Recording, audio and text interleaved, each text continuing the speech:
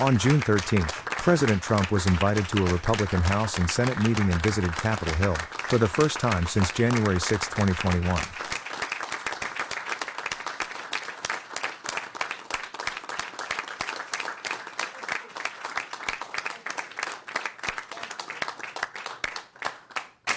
Should I say a few words? Please.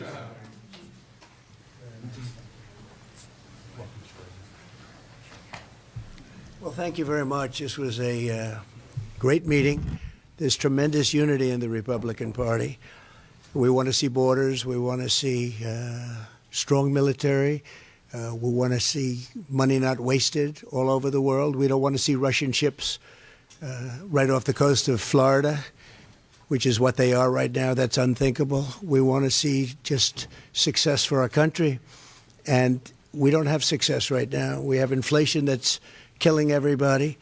We have levels of inflation that nobody's seen for, they say 42 years, they say 53 years, and they say 75 years. I would say probably all of them are wrong. Probably we've never seen levels like this before. And we're going to end that. We're going to bring back our jobs. We're going to bring back common sense to government. We're going to have strong borders, and we're going to have people come into our country, but they're going to come in legally. They're not going to pour in from prisons all over South America and all over the world. And it's not just South America, by the way. It's all over the world. And we're not going to have them pour in from mental institutions, which is where they're coming from, large numbers, and large numbers are terrorists. And we're not going to have this. So what's happening to our country is of great concern to the group of people standing alongside of me. And I just wanted to say that we have great unity. We have great common sense. A lot of very smart people in this room and a lot of people that love our country. They love our country beyond just about all else. And the only thing that maybe supersedes it is their family and maybe their faith in certain instances, and that's very nice. But they want this country to be great again, and we're going to make it great again.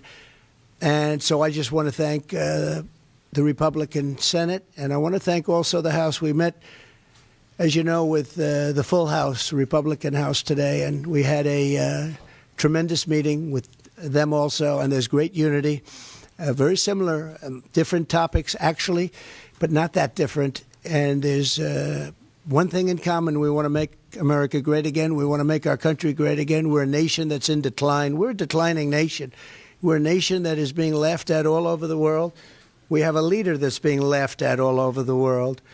And we're going to turn it around. We're going to turn it around fast. The polls are looking like they're very strongly for us. And no matter where you look, in fact, a lot of states that people thought weren't in play are very strongly in play. Some were actually leading in. But we have to get elected. We have to take this beautiful place, and we have to make it really something very special again. Right now, it's not special. Right now, it's being scorned and being used as an example of when they look at the crime on the streets, when they look at all of the problems that we have, they're using us as a bad example of democracy. And they're getting away with murder, and we're not going to let it happen. So I just want to thank you for coming, and I want to thank everybody here. You're all either elected or you're going to be elected again and reelected, and I'm with every one of you, and you know that. I'll be with you always. And thank you very much for inviting me, and we're going to have great success. I think we're going to have a tremendous election. It's November 5th is very important, but we really start much earlier than that. You have North Carolina. As an example, you have North Carolina September 6th. You have Pennsylvania starts on September 22nd. These are things different from the old days. We had Election Day, and you had paper ballots, and you had voter ID. Unfortunately, maybe someday we'll get back to that, but you don't have that right now. But this is an outstanding group of people. I'm with them 1,000%. They're with me 1,000%. We agree just about on everything, and if there isn't, we work it out.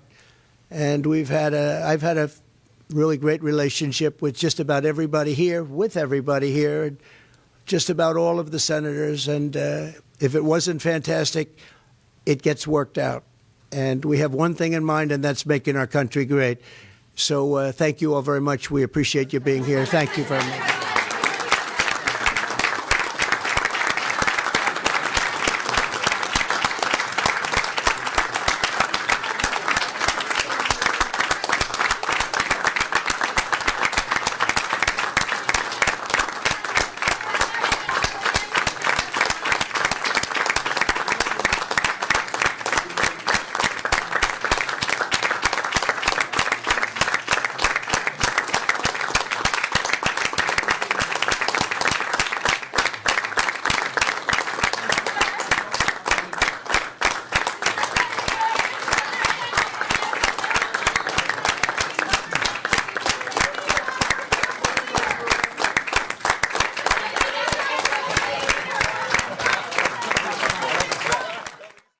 Well, thank you for being here this morning. We just concluded a very successful special political conference with our special guest, President Donald J. Trump. He was warmly welcomed by the House Republican Conference. We are 100% unified behind his candidacy and are ready to get to work on behalf of the American people to secure the border, unleash American energy independence, bring back peace through strength, stand up for election integrity, and defeat this illegal weaponization of the justice system. It was a unifying event, and I'm grateful to the President for answering questions from our colleagues today. I want to turn it over to our NRCC Chair, Richard Hudson.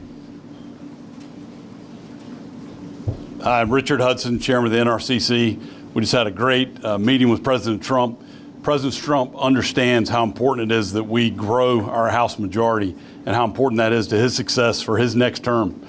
And we're committed to working very closely with him. We appreciate the partnership with him. Together with President Trump, we're going to grow this House majority, and then together we're going to fix the mess created by Joe Biden, because the American people are desperate for change. They're desperate for us to save this country, and together we're going to do that.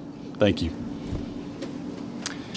I echo those comments. I'm going to add, anybody who thought that this president was going to be down after the sham trial, after that crooked trial that we saw in New York, think again. It's only given him even more energy. And what he did for us upstairs just now is he showed us that energy and he showed us that positive outlook despite all the garbage they've been throwing at him with their lawfare and their nonsense. They are desperate. They realize Donald Trump is crushing this election. The baseball game, I think we were told it's a harbinger of what's going to happen in the fall, that 31-10. Donald Trump is going to win. Donald Trump is going to help us win. We're going to be able to fix the country when it happens. He was great. Yes. And I got the leader. Thank you, Whip. We just had a great, resounding speech by President Trump. And if you look at the applause, standing ovations, a lot of, as Elise said, a lot of unifying messages from President Trump, but also optimistic messages. President Trump talked a lot about what we need to do to get our country back on track. Spent a lot of time talking about securing America's border and why that's so important to our national security. Talked about the fact that we have Russian warships off of our coast right now, off of America's coast, because of Joe Biden's weakness and the difference between strong leadership and President Trump. President Trump talked a lot, too, about how to get the economy back on track and reduce inflation for those families who are struggling all across America. Families can't afford to buy groceries, can't afford to fill up their cars because of the failed policies of Joe Biden. And President Trump talked about what we can do working with a Republican Congress to fix these problems in January, but it all starts November 5th. And we are incredibly unified in working with President Trump to get him elected so that we can work with him to fix these serious problems that our country faces. And President Trump gave a great tribute to our speaker, Mike Johnson. Thank you, Leader Scalise and Whip Emmer and our conference chair Stefanik and our NRCC chair Richard Hudson. This is a great leadership team, and it was our great pleasure to host the president this morning, the 45th president, who will soon to be reelected as the 47th president. President Trump brought an extraordinary amount of energy and excitement and enthusiasm this morning. That is what we're seeing in the party throughout the country. Many of us are traveling the country. I do it endlessly. I've been in 29 states and done events in 123 cities, and we go to blue states and swing districts and everywhere in between. And there is something happening in the country. That's the phrase I used to introduce the president this morning, and he repeated the phrase a number of times in his own remarks because he's feeling and seeing that as well. He had 107,000 people turn out to a rally in New Jersey. He's going coast to coast as we are, and we're all seeing the same thing. People recognize right now in this country that this will be the most consequential election, certainly of our lifetimes and probably maybe in the last century or more in America. Everything is at stake. The Biden administration and President Biden have made a mess of every area of public policy, and everyone in the country knows it. And so they're anxious for answers. They want a response to the things that have them so fed up. And our party is there to provide them. We have an extraordinary stable of candidates who are out there running great campaigns across the country. Our incumbents are in great shape. The challengers that we've recruited to flip some of these seats from blue back to red are doing extraordinarily well, and we believe we're headed for a great November. We don't take anything for granted. You have to run like you're 10 points behind. But we are very encouraged by the polling that shows what we know intuitively, and that is this thing is trending certainly in the right direction. And we believe that we're going to win back the White House and the Senate and grow the House majority. And when we do that, we will not waste a moment. We will be working on a very aggressive agenda to fix all the great problems facing this country right now. We talked a little bit about that today with President Trump. We talked about how to grow this House majority and how he will help in doing so, and then how we'll help him as well. And this is a unified effort by the party. We're feeling good. As we walked out of the room today, one of our colleagues walked up to me who's been around a long time, been in Congress a long time. He said, I feel better, I feel more confident, more energy, more enthusiasm right now than I've felt in probably 40 years in politics. And I think that is probably a good indication of how people are feeling out there in the country. Something is happening, and we're excited about that. We'll take a few questions. Yes, sir. On the legislative front, President Trump has talked a lot about his frustration with the convictions facing him and the legal challenges. Does he feel that you are doing enough as House Republicans to fight against that? And in particular, the Russell Fry bill, did he mention that? And can you commit now to moving that forward after the president's address? Yeah, we're working on the Russell Fry bill. I think it's a good idea, and that basically is a simple concept. It's that if a president or vice president is challenged in court, in a state court, they would have the right to remove it to a federal court. That's a very common sense notion. It's something that's already in practice for federal judges and members of Congress. It should apply to the executive branch as well, and I think it shouldn't even be a controversial notion. He didn't bring up that specific piece of legislation. He did talk about his concern about the lawfare that's been waged against him, and we all know it.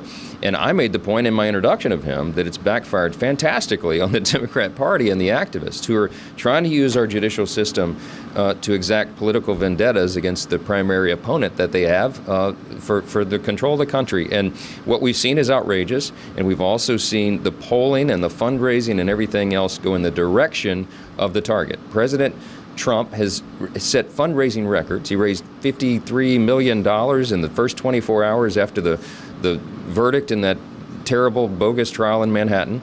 And I think that shows that people understand what's happening here. We also set fundraising records, and we've continued to. He's announced he's raised over $400 million since the verdict came down, and there's much more to come. And you know why? Because people see that that is a threat to our republic. They see that that's a threat to our system of justice, and they want to push back. And so in many ways, President Trump has become a symbol of that, pushing back against corruption, the deep state, the weaponization of the judicial system, and that's a very encouraging development. So I think that he made the point every time they indicted him, his polls went up. That's right, because people see exactly what's happening here, and we have to fix it, and we will. Does the former president give his endorsement to this leadership team, and does he want you to continue to be the speaker after the November election? He said very complimentary things about all of us. We had sustained applause. He said, I'm doing a very good job. I mean, we're grateful for that. Look, we have to have continuity in leadership. We have to have a plan, and it has to be very carefully executed.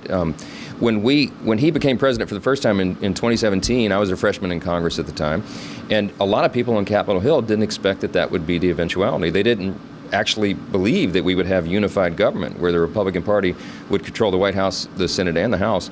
And so we lost a few steps, frankly, in the beginning of that Congress, the 115th Congress, because the plan was not fully prepared and the implementation lagged a little bit. We're not going to make that mistake again. And so what we're doing right now, you never put the cart before the horse, but we have to plan to lead because there's so many problems to fix. And so we're working through that right now. I spend a lot of time talking with President Trump about what happens after the election, and we have to do that. It's our responsibility. I'll be with him again in Mar-a-Lago on Monday. We'll be talking about more of this and some of the races out there. He's excited. We're excited. We really think this will happen. So it's a good working relationship.